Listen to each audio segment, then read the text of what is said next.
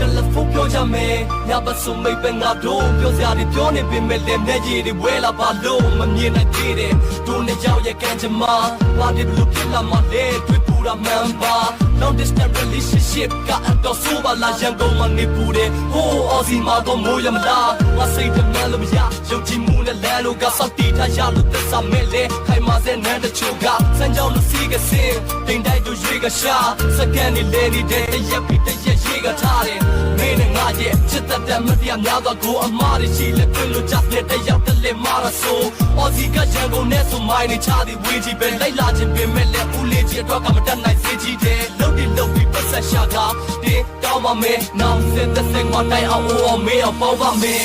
Don't